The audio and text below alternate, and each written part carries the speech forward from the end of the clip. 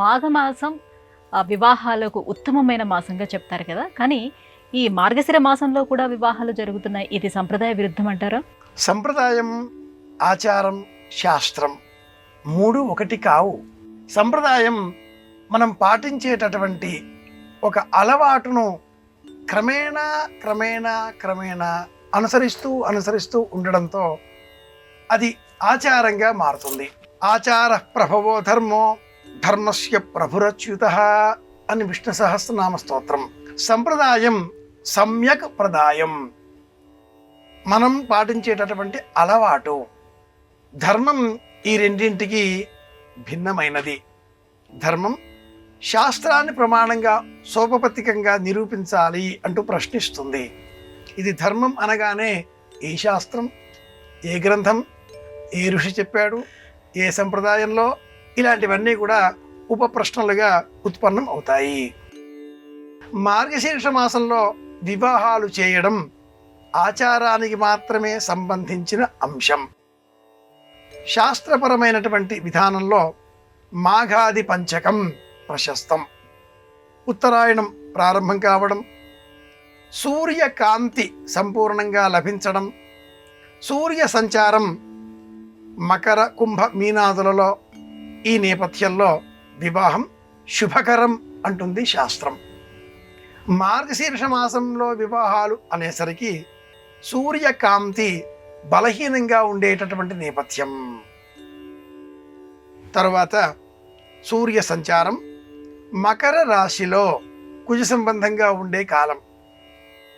మార్గశిరం కాగానే పుష్యమాసం కూడా, అలాగే ధనుస్సంక్రమణం, మీన చైత్రం, ధనుఃపుష్యం, మిథునాషాఢం, ఈ మూడు వివాహాదులకు యోగ్యత అయిన కాలాలు కావు. అలాగే కన్యా భాద్రపదం నాలుగవది. ధనుఃపుష్యం, మీన చైత్రం, మిథునాషాఢం, కన్యా భాద్రపదం, ఈ కాలాదుల్లో వివాహాదులు చేయకూడదు. అనాదిగా ధర్మశాస్త్రాన్ని అనుసరించి మాఘాది పంచకాలు శ్రేష్టం అన్నారు. మాఘం, ఫాల్గుణం, చైత్రం, వైశాఖం, జ్యేష్టం, ఈ 5 నెలలు మాత్రమే వివాహాదులకు శ్రేష్టం, అనుకూలమైన కాలం.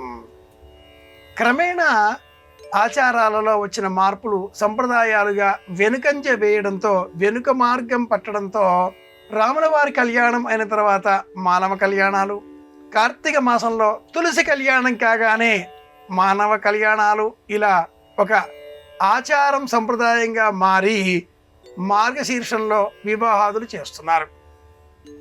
శుక్ర సంచారం కన్యా రాశిలో ఉన్నప్పుడు వివాహాదులు చేయరాదు. అలాగే శని, శుక్రుడు, కుజుడు, ఈ ముగ్గురి మధ్యన యుతి ఏర్పడిన, పరస్పర దృష్టి ఉన్న జాతకంలో లేక ముహూర్త లగ్నానికి ఈ ముగ్గురి మేళనం ఉన్న ఆ కాలం వివాహానికి పనికిరాదు.